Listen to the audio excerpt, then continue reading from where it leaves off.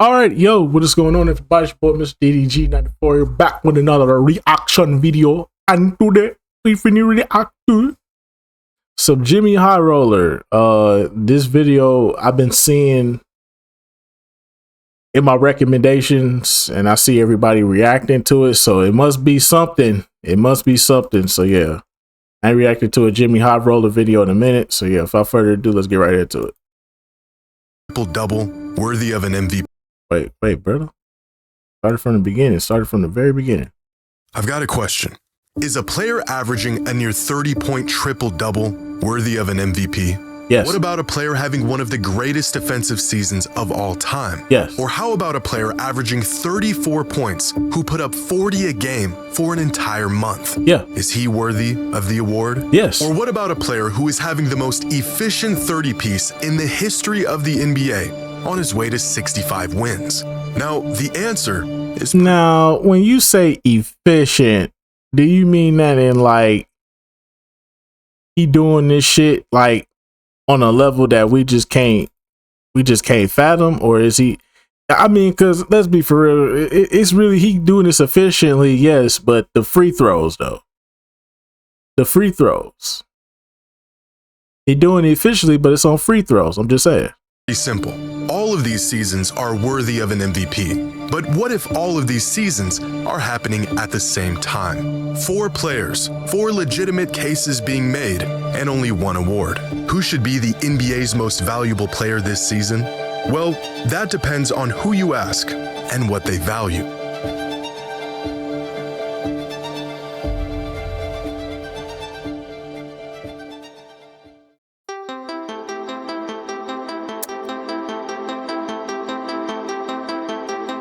Winning the MVP usually means putting up numbers that jump off the stat sheet. It's not the only thing that matters, but big eye-popping box scores have almost become a prerequisite for the MVP award. And right now, there's 2 players who don't just stand out this season, they stand out amongst every season. If we just look at raw box score numbers, Jokic and Luka are gapping the entire league this season. Their numbers have gotten... Oh, let me see real quick. So 34... 4, 6. Okay. So far, so good. Wemby only putting up 24, but I mean, he been playing on a minutes restriction all year though. So 24, 11, 3 assists, 1 steal, 3.1 blocks. I mean, that's it's MVP worthy, but I would not. I mean, he on a minutes restriction. He been on a minutes restriction this whole year. They not letting him loose, but they've recently started letting him go loose. So yeah, you got Jokic averaging a fucking triple double. Yeah, it's pretty much Jokic and Shea at this point. Luka was definitely in the running as well because Luka got better numbers. Plus he leading the league, so yeah. I'm looking at all of them. I'd probably say if Luka was still healthy right now, it'd be Luka and Jokic. It'd be Luka and Jokic. Then Shea would be my third. I had to put Wemby at 4, but his defense does like raise some eyebrows. Like, wait a minute, he's not just doing it on the offensive end, but it's like maybe if he was averaging like 27, 28, then I could probably see Victor kind of moving up that ladder. As of right now, I would say it was, but if it was up to me, it'd be between Jokic and Luka. But Luka's injured, so now it's just Jokic and Shea. So absurd that they make Shea's 31, 4, and 7 look kind of normal. Add up their per-game points, rebounds, and assists, and Jokic and Luka are having 2 of the top 5 most productive seasons in modern NBA history. Jokic joining the 50 Club, an exclusive group that was previously only occupied by 2017 MVP Russell Westbrook, 2025 Jokic, and 2024 Luka. But if sheer numbers alone guaranteed a player an MVP, then Jokic would have won the award in 2025, and Luka would have won it in 2024. So would James Harden in 2019, Luka again in 2023, and LeBron in 2018. As box score numbers continue to climb across the NBA, so does the frequency of these historically significant seasons. In fact, 17 of the last 20 most productive seasons in modern NBA history have all came in just the last 8 years. Seasons like this, that were once not only warrant of an MVP, but were historic milestones, are now becoming an annual occasion for players like Jokic, Luka, and Giannis. And the more often we see these shockingly large numbers, the more the shock wears off. It wasn't long ago when averaging a triple-double all but guaranteed Russell Westbrook an MVP as a 6 seed. But in today's NBA, averaging a near 30-point triple-double might not even land you in the top 3 spots for the MVP. Unlike other superstars around the league who fill the stat sheet with historic volume, Shai Gilgeous-Alexander has maintained his spot as the MVP favorite with a season of record-breaking efficiency and consistency, all while spearheading the best team in the league. According to ESPN's net point stat, Shai has only had 5 bad games all season. Damn. In fact, there has only been one season in the history of the league where a guard was more efficient than Shai at scoring the ball while averaging at least 30 a game. And it was by the greatest shooter of all time having the greatest season of his career. But to say Shai has simply been efficient this season would be an understatement. So far this season, Shai is scoring 1.6 points every time he shoots the ball. That is the most points per shot by any volume scoring guard in the history of the NBA. 2026 Shai Gilgeous-Alexander isn't having one of the most efficient seasons by a guard. He is having the most efficient season of all time. Now, when stacked up against these three, Victor Wembanyama's numbers pale in comparison. A lot of his value coming on the defensive side of the ball, and I don't think you'll find any never minds on the stat sheet. But Victor has been on a minutes restriction all year. If we standardize these numbers on a per 75 basis, then you can really see just how much Wemby is impacting the game every time he's on the court. With That box changes score numbers things. that match Hold these on. other candidates, even as a That changes things. Hold on, Chief. 30 points, 14 rebounds a game, 30 points, 14, 4 assists, and 4 blocks. Oh no, that's MVP worthy right there. That's the MVP right there. He playing both sides of the ball. If we talk about per 36, yeah. player who doesn't favor offense. However, earning the title as the most valuable player in basketball requires value that goes far beyond the box score. But even looking past the raw numbers doesn't make this decision any easier.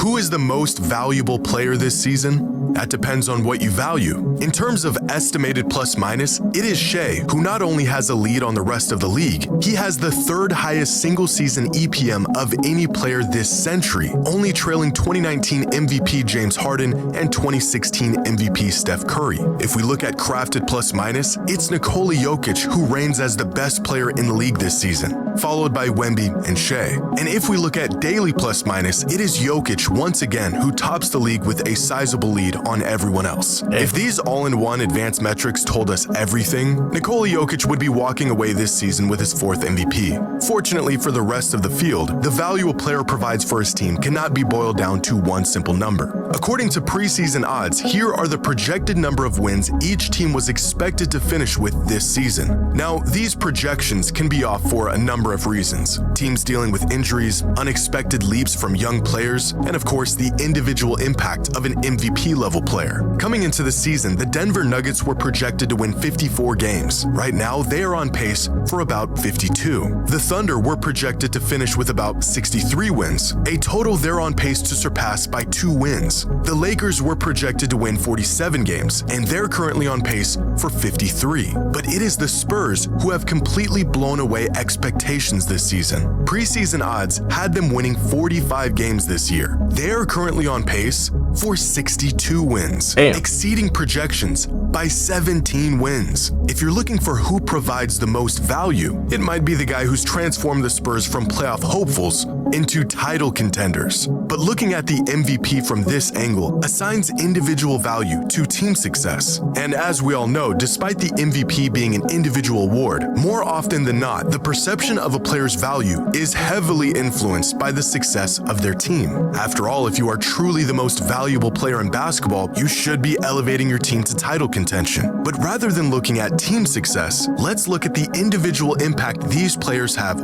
on their team. Dunks and Threes has a metric called estimated wins that takes the quality of play from any given player plus the minutes they've played throughout the season to get the estimated number of wins they've contributed to their team's total. Our 4 MVP candidates being the top 4 players in the league this season in estimated wins with 13.8, 14.6, 16, and 18. Nikola Jokic is solely responsible for a third of the Nuggets' wins, but it is Shai Gilgeous-Alexander who has contributed the most wins to his team this season. But arguably the most accurate way to assess a player's value is to measure how well their team performs when they're on the court versus when they're off the court. How much does a player's presence directly impact their team? Here are the top 30 players in the league this season and their team's net rating when they're off the court. From the Celtics, who are firing on all cylinders even without Jaylen Brown on the court this season, to the Jazz, who are on the verge of relegation without Lauri Markkanen on the court. Damn. And now here is the effect these stars have on their team when they're on the court. With the 4 most impactful players in the league this season being Kawhi,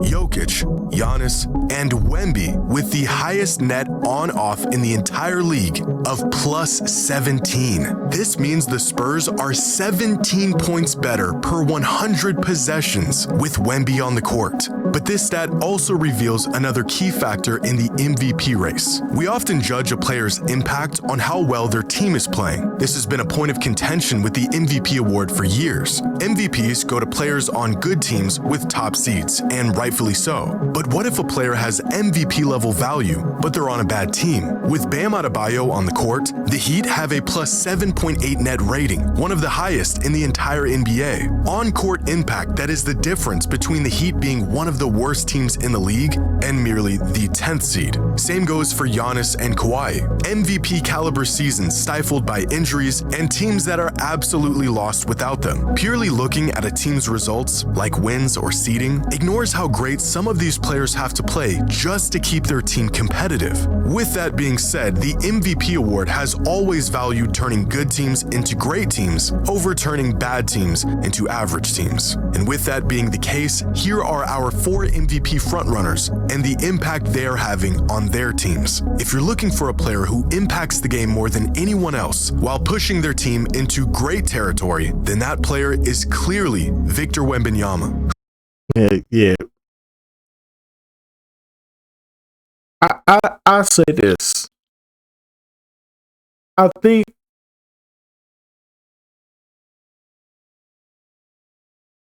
do think that, the MVP does have this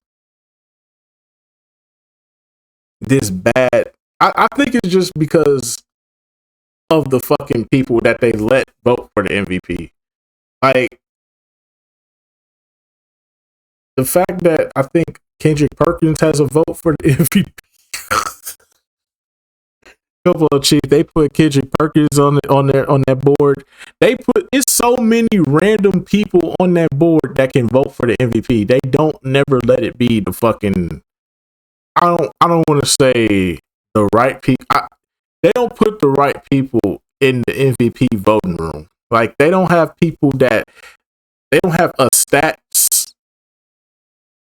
personnel that can track all the stats for the year, bring shit like this up, and then say this is who the MVP should be. No, they go to fucking journalists who probably barely don't even watch a lot of these games because they're busy working on other shit. But they give these motherfuckers the ability to vote for who the MVP is. And I think that's what's really making the MVP thing so fucking bad, because journalists like to run off narratives. They love to run off narratives, and that's a really bad thing, dog. when journalists run off narratives, bro, it ruins the MVP. But when you let the MVP, like when a player is truly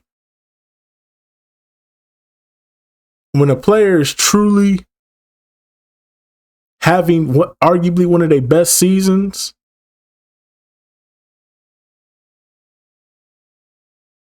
it sucks that they get pushed to the side because we want to push a narrative. I always hated that for a lot of players. I feel like if we being honest, it should be Jokic. Jokic should be running away with this. Nobody was talking about Wemby until he said something. I mean, Shea and the Oklahoma City Thunder, they've been dominating pretty much this regular season. But if he had to, though, if we're talking about the player that brings the most impact to his team and really is out here doing things that, I mean, like, let's not act like this nigga Jokic not out here putting up probably some video game numbers on a nightly basis. Like, you put up video game numbers on a nightly basis, bro. You out here doing the best you can. But I will say this, though, Victor taking that step forward, I'm surprised that's not a narrative pusher. But like I said, they weren't even looking at him until he said something about the MVP race. Like, going off of this, like, yeah, you could say Victor has a case, and he does. But from what I've seen pretty much this whole season, like I said, I was definitely on the Luka train for a hot minute, bro. But now that he's out for the remainder of the season, I would have to say it's Jokic's. I just can't deny the numbers. That's just me.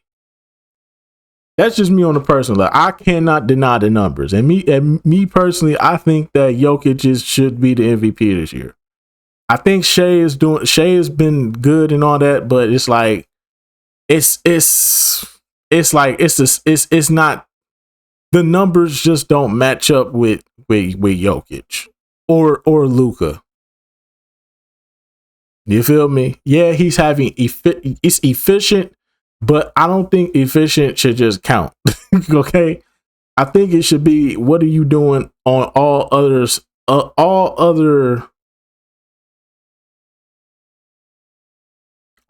aspects of the game? Are you boxing out and getting rebounds? Are you getting stops on the ball? Like, I get that every time he's a guaranteed bucket. He's a certified guaranteed bucket.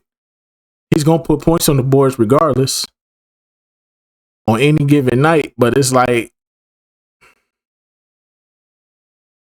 that's it. I'm not just going off the points. I'm going off all aspects. Are you boxing out? Are you rebounding? Are you stopping your opponent? How many times has a guy scored at least 30 points on you? How many times has a guy gone over his point average on you? You feel me? Those factor in too. I mean, I've seen a couple games. Shaden had a couple of dudes put them buckets on him, but I digress.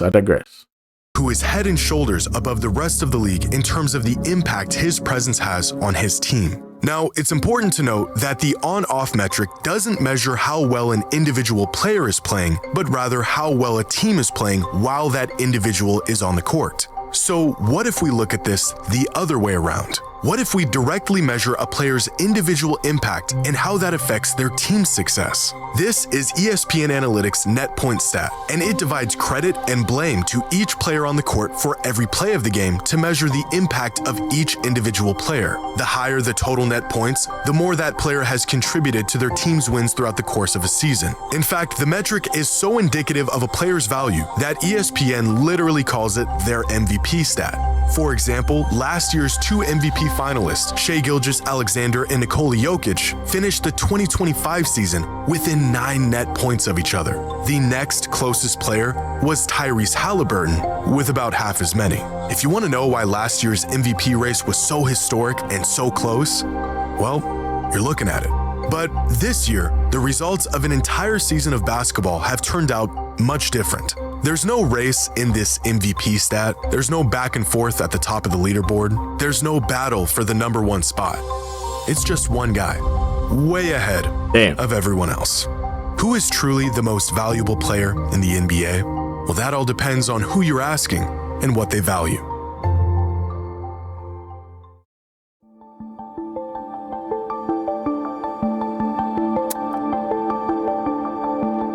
With just a couple weeks left in the season, the MVP race has become so close that there is no clear consensus on who the actual most valuable player in the league is. One source will say it's Luka, another will say it's Wemby, and another will tell you it's Shai. According to Basketball Reference's MVP tracker, it is Nikola Jokic who has a firm grasp on the top spot with a 60% chance of winning the MVP. Ask the fans who they think should be the MVP, and you'll get a completely different answer. A couple weeks ago, NBA Central on Twitter asked fans who is the NBA's most valuable player, the options being Shai, Luka, Wemby, or Jaylen Brown. Within days, nearly 76,000 fans casted their votes, and running away with over 62% of all the votes as the clear winner was Luka Doncic. The result of a late season surge by Luka, averaging nearly 40 points a game for an entire month, and efforts that slingshotted him up to second place on the MVP ladder. Unfortunately, it's not the fans who get to vote for this award, it's the media. And for them, that's the problem. One clear-cut leader throughout the entire season. That's the problem. Recently, the NBA did its annual MVP straw poll, a survey asking a panel of 100 media members who they think this season's MVP is. The results? Finishing in 5th was Luka Doncic, who received 0 first-place votes. In 4th was Victor Wembanyama. In 3rd was Cade Cunningham. In 2nd was Nikola Jokic. And with a resounding 78 of the 100 first-place votes was Shai Gilgeous-Alexander. Now, this poll was conducted back on February 20th, 2 full months before the end of the season. And a lot can and has changed over that time. But in 2025, the same media straw poll was conducted around the same time, and they accurately picked the MVP last season. They also accurately picked the MVP in 2024, and in 2023, and in 2022, and in every single season since the introduction of this mid-season MVP poll in 2016. So basically what you're saying is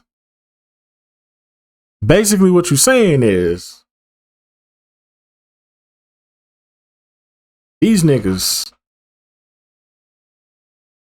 pick the MVP before the season even starts. So you mean to tell me these niggas are picking the MVP before the season even fucking starts? Are you fucking kidding me? So they already predetermined who the MVP is going to be for every year.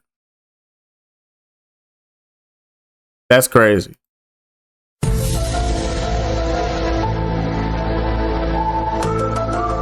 That's why the media should not be in control of who gets MVPs, because they run on fucking narratives. This is exactly why, bruh. If the MVP was on an honest system of with people like stats and people like that, bruh, that's crazy. They predetermined the MVP ahead of schedule, bruh. That's crazy. And they accurate too. This is why we got to get the media up out of here, bro. The media should not be able to vote for the MVP, bro.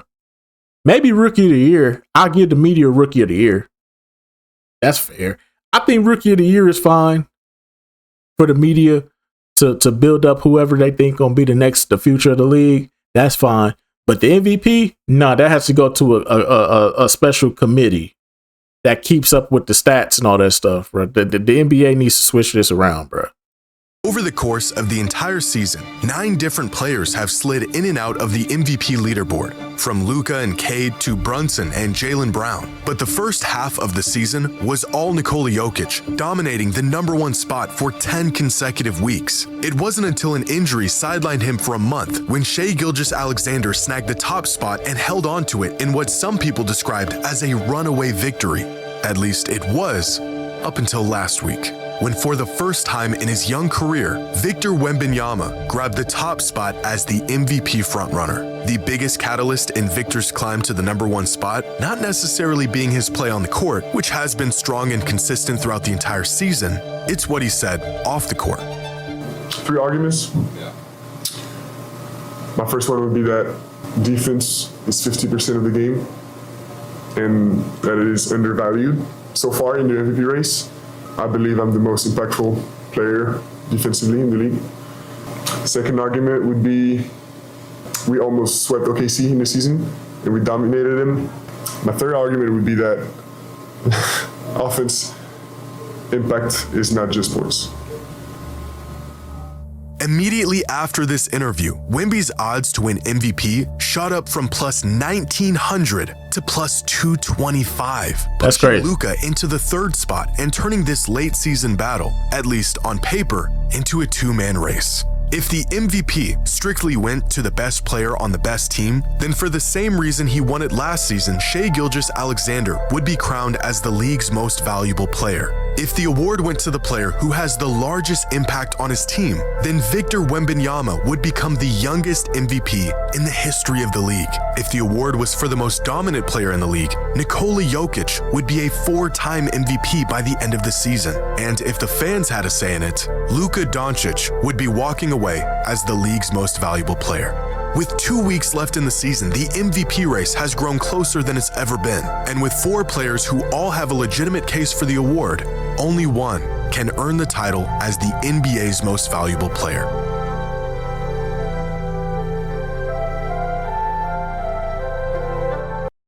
Alrighty, man. That's just gonna about do it for this one. Yeah, like I said, man. I don't know who's gonna win it, but the media and the narrative is being pushed towards Victor Wembanyama at the moment. Now, I'm not gonna sit up here and say Victor doesn't deserve it. He doesn't deserve to be in the conversation. He does, but like I said, man. Even though he's on a minutes restriction, the stats don't favor him, but his contribution to the wins and that his team just had, I think his team just went on like what, a 11-12 game win streak, and they lost to the Nuggets on Saturday. I mean, they pushing that narrative, and I think I understand them pushing that narrative because he's in his third season, and normally your third season is where you're supposed to take off. And the fact that he has his team at the number 2 fucking seed, that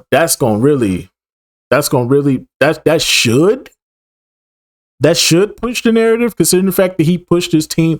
He's elevated this team to a second seed.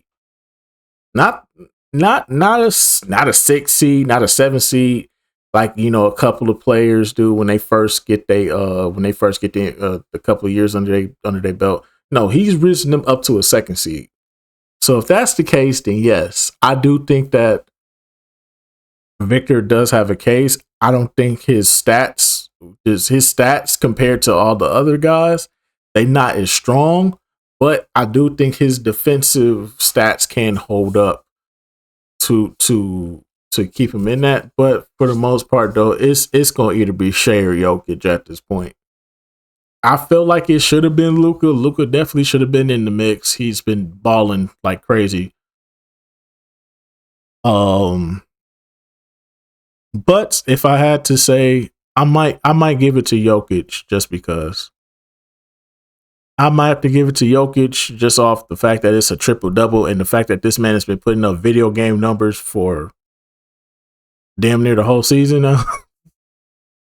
I mean, say what you want about Jokic. Everybody can sit up here and get Jokic fatigue and all that stuff. Say what you want about the man, but the dude put up video game numbers, bro. And it's exciting to see what this man's stat line going to be at the end of the game, bro. Because you don't know what this man might do. This man might have a 40-point game and only miss one shot and have a triple-double on top of that. Like, it's crazy. Or he may have a game where he have like 30 points, 30 rebounds, and 25 assists. Like, dog, he puts up video game numbers and nobody knows how the fuck does he do this shit. So if I had to choose, I would say Jokic, but it could go to Shai too as well. Just because of the fact that the Oklahoma City Thunder are having a dominant season. But anyways, just gonna about do it for this one. I'll see y'all in the next video. Till then, this is